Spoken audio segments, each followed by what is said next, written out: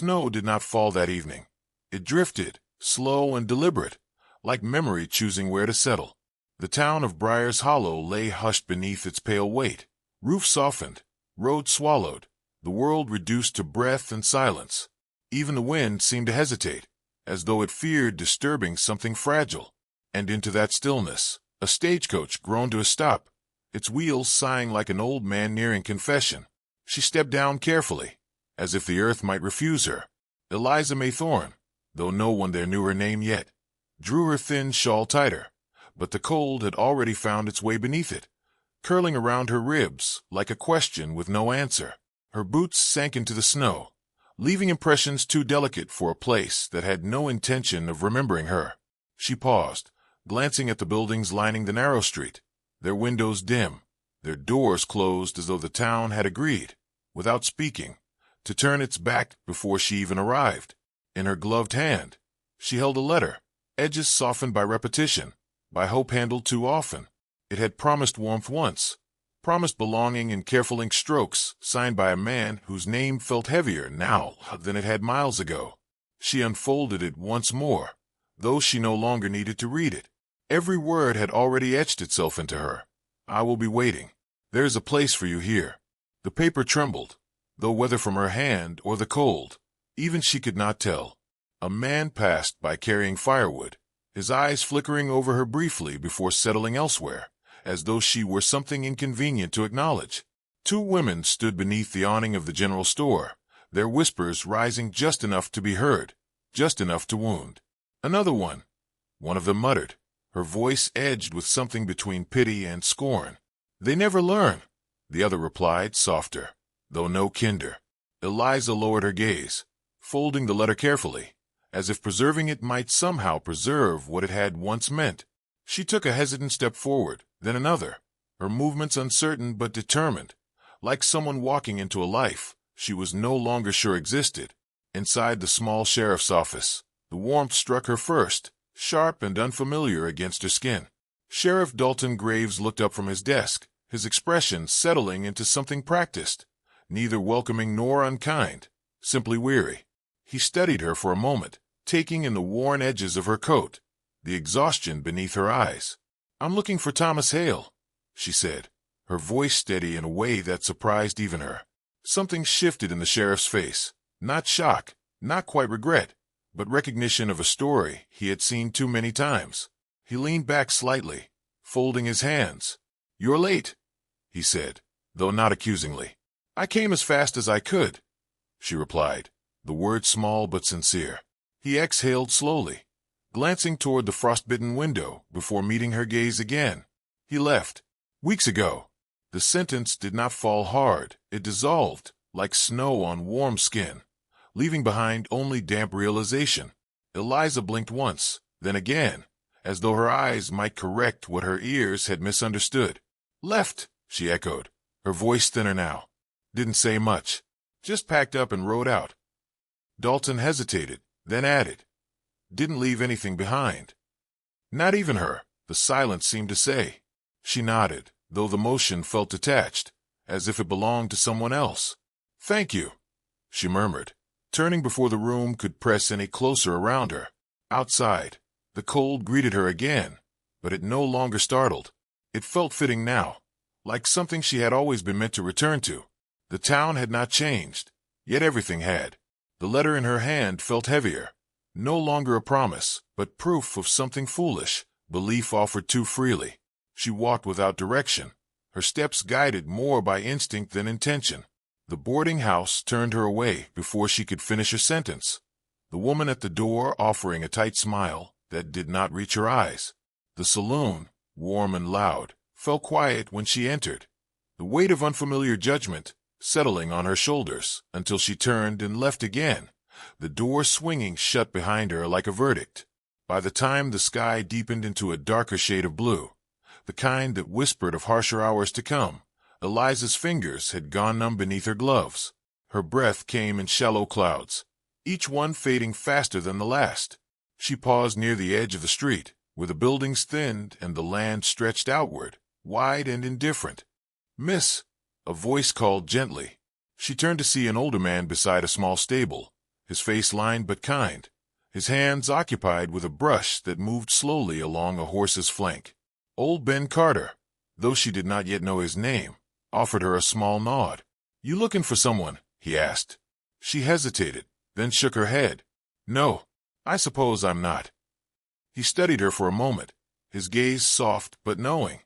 Cold night to be without a place. "I'll manage," she said, though the words lacked conviction. He seemed to consider offering more, then thought better of it, perhaps recognizing that some distances could not be crossed by kindness alone. "If you need to warm up," he said finally, gesturing toward the stable. "There's a corner near the back. Ain't much, but it's out of the wind." Gratitude flickered across her face, brief but genuine. "Thank you." She stepped inside, the scent of hay and animals wrapping around her, not unpleasant, simply real. It was warmer than outside, though not by much, and she settled onto a bale of hay, her body folding inward as if trying to occupy less space. From the far end of the stable, another figure watched. Silas Boone stood partially in shadow, his broad shoulders still, his hands resting loosely at his sides. He had been there long before she entered, tending to his horse in quiet routine, but now his attention had shifted entirely. There was nothing intrusive in his gaze, nothing sharp, only a steady awareness, as though he were witnessing something he understood too well to interrupt. He noticed the way she held herself, the careful restraint in her movements, the way she seemed to apologize simply by existing. He had seen hardship before. It left a particular shape in a person, one that did not need explaining. Eliza did not see him at first.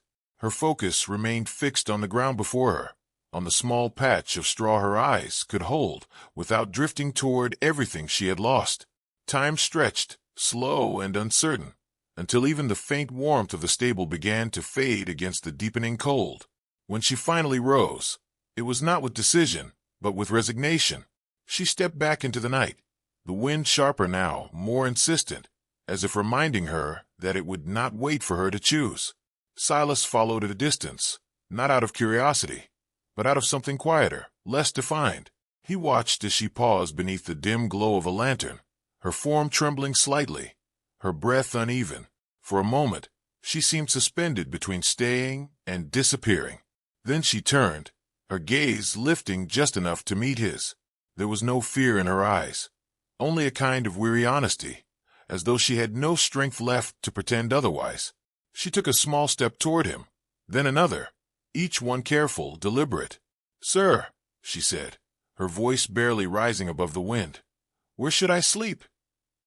The question did not sound like a request. It sounded like surrender. Silas did not answer immediately. He studied her, not searching for reasons or explanations, but for something simpler, truth, perhaps, or the absence of it. The snow continued to fall between them, soft and relentless, settling on her hair, her shoulders, as though trying to claim her. He glanced briefly toward the town, its lights distant, indifferent, then back at her. In that quiet span of seconds, something unspoken shifted, subtle but certain. "Somewhere warm," he said at last, his voice low, steady. "You can take my cabin." The words carried no weight beyond themselves, no expectation or condition. They simply existed, offered without ceremony. Eliza blinked, as if unsure she had heard correctly. "Your cabin?" she repeated softly. He nodded once. "It's not far." "And you?" she asked, the question slipping out before she could stop it. "I'll manage," he replied, echoing her earlier words, though his held a quiet assurance hers had not. For a moment, she hesitated, the habit of refusal rising within her, the instinct to decline kindness before it could be withdrawn.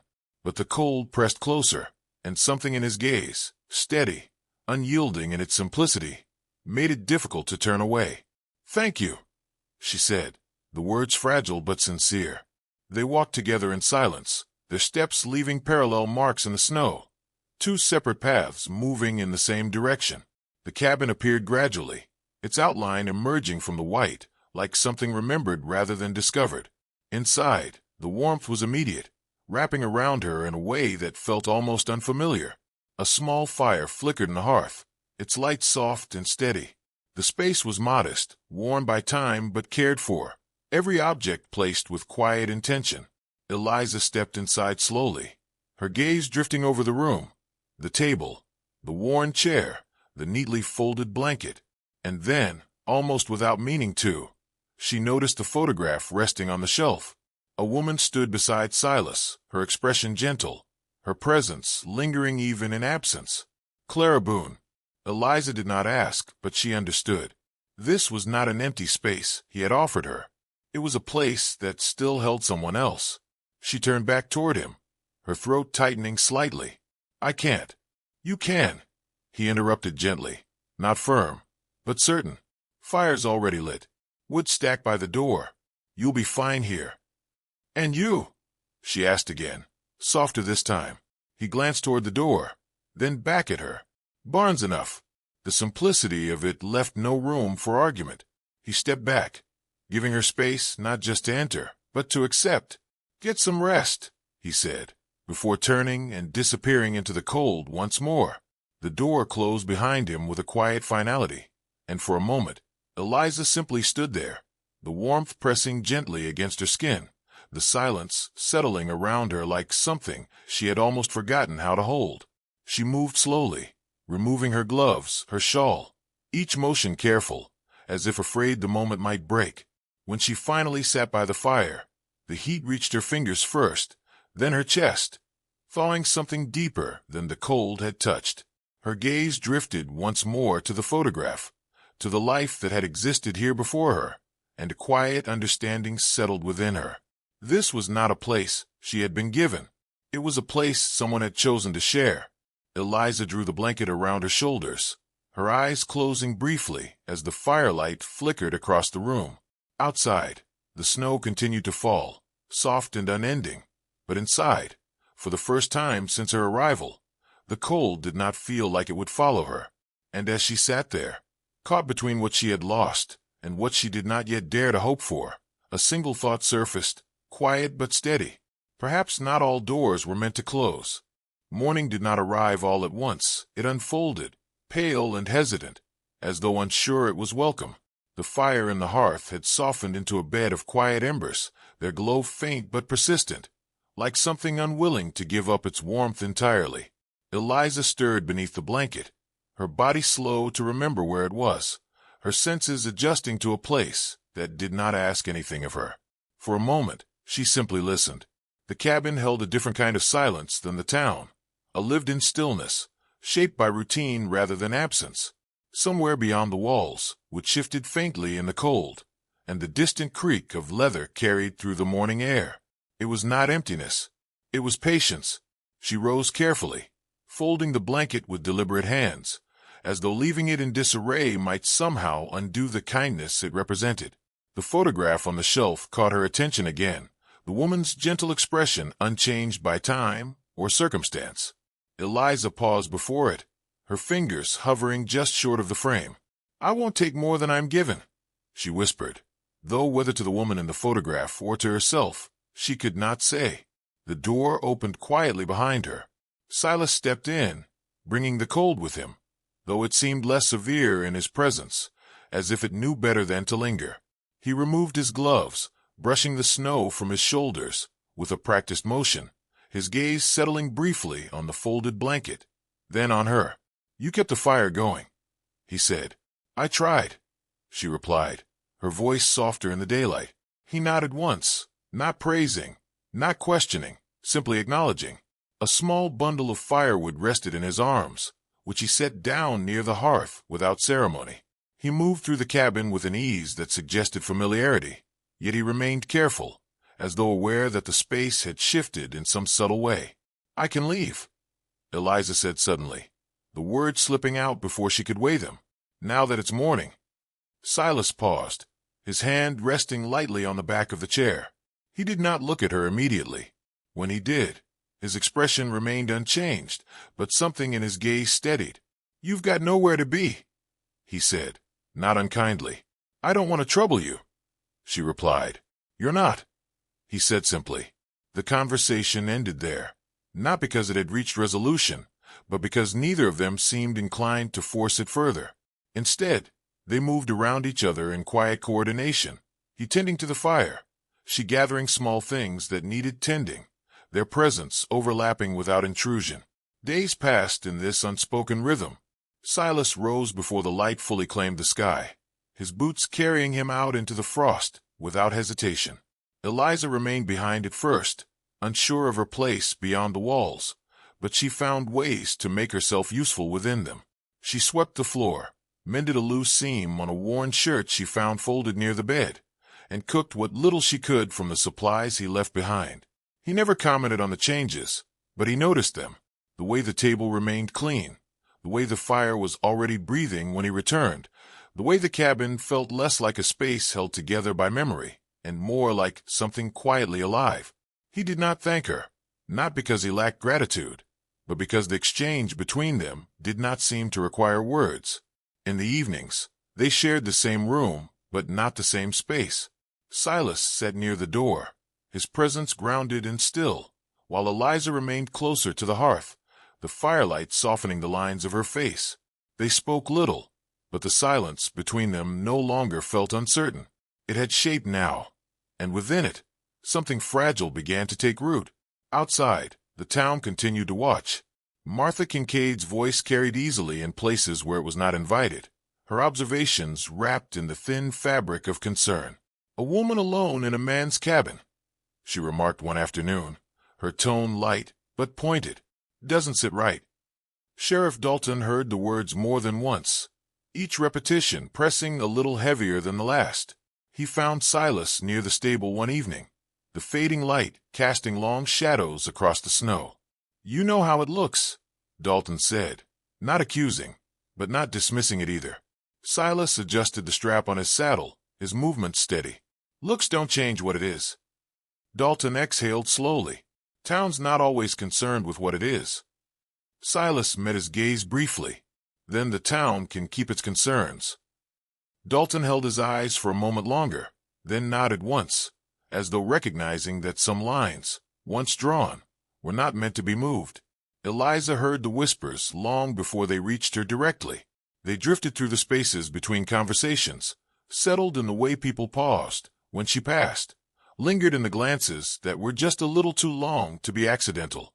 She carried them quietly at first, folding them inward the way she had learned to do with most things.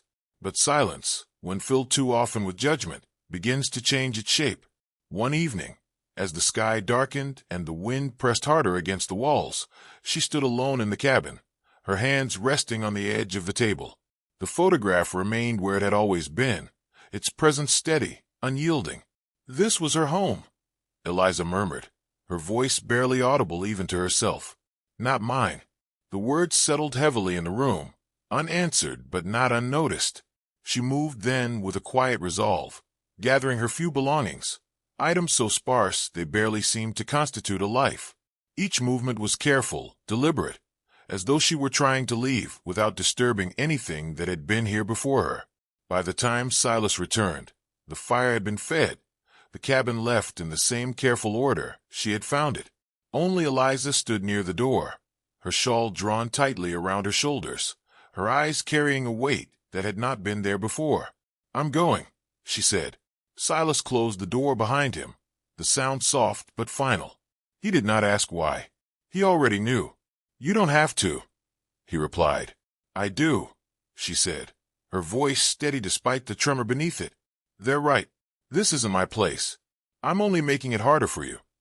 Silas stepped closer, not quickly, not forcefully, just enough to shorten the distance between them. "You didn't take anything from me," he said. Eliza shook her head. "That doesn't mean I belong here." He studied her for a moment, his gaze searching not for weakness, but for truth. When he spoke again, his voice carried something deeper than before, something that had waited longer than he had intended. "You gave this place breath again," he said quietly. The words lingered, not dramatic, not loud, but undeniable in their sincerity. Eliza's eyes faltered, the certainty she had built beginning to shift beneath the weight of something she had not expected. "That's not the same as belonging," she whispered. Silas did not argue. He simply stood there, his presence steady, offering nothing more than what he had already given. Outside, the wind rose suddenly, its howl sharper now, more insistent. The storm had come faster than the sky had warned, its force pressing against the cabin with a kind of restless urgency. Eliza glanced toward the door, her resolve flickering. I should go before it gets worse. It already is, Silas said, but she had already reached for the handle. The cold struck harder this time, immediate and unyielding. Snow whipped through the air in thick, blinding sheets, the world beyond the cabin dissolving into motion and sound. Eliza stepped forward, her figure quickly swallowed by the storm, her path uncertain but chosen. Silas watched her for only a second before turning back inside. He did not hesitate. Within moments, he was back outside, the door slamming behind him as he pulled his coat tighter, his hat pulled low against the wind. The storm did not welcome him. It resisted, pushing against every step, every breath, but he moved through it with a determination that did not rely on ease. He followed the faint impressions her boots had left, though they were already fading, swallowed by the relentless snow. The world had narrowed to instinct, to memory, to the quiet certainty that turning back was not an option he would consider. "Eliza," he called once, his voice carried away before it could return. He pressed on. Time lost its meaning in the storm. Minutes stretched, folded into one another, until only movement remained. And then, through the shifting white, he saw her. She had not made it far. Her form lay partially against the drift, her body curled inward, her strength spent against something that did not yield. He reached her quickly, dropping to his knees, his hands finding her shoulders, her face. "Eliza," he said, softer now. Her eyes opened slowly, unfocused at first, then settling on him with a fragile recognition. "You came," she murmured, the words barely more than breath. Silas did not answer immediately. He lifted her carefully, her weight slight but heavy with what it carried. "Was never going anywhere," he said at last. The journey back was slower. Each step demanded more than the last, the storm pressing harder, as though testing the limits of something it could not understand. But Silas did not falter. He moved with the same steady resolve he had always carried, though now it was directed not at survival, but at something more deliberate. When they reached the cabin, the door opened a warmth that had held, waiting without knowing why. He set her near the fire, his movements precise, careful. The blanket returned to her shoulders, the heat gradually finding its way back into her skin. He remained close, not hovering, not distant, simply present. For a long time, neither of them spoke. The storm continued outside, its force undiminished, but within the cabin, something had shifted beyond it. The silence between them no longer held uncertainty. It held understanding. Eliza's gaze found his, her voice still fragile, but clearer now. I thought I didn't belong anywhere." Silas met her eyes, his expression unchanged, but his presence undeniable. "You don't have to earn a place by leaving it," he said. The words settled gently, but they did not fade. Eliza drew the blanket closer, her breath steadying, her body no longer fighting the cold. She did not move toward the door again. She did not need to. Outside, the storm would pass, as all storms eventually do. The town would speak, as it always had. But within the quiet walls of the cabin, something had already taken root, something not easily undone by wind or judgment. And as the fire burned steadily between them, no longer fragile, no longer uncertain, Eliza allowed herself, for the first time, to remain without apology. Somewhere in that stillness, a home began to take shape. Not given, not taken, but chosen. And it was enough to stay.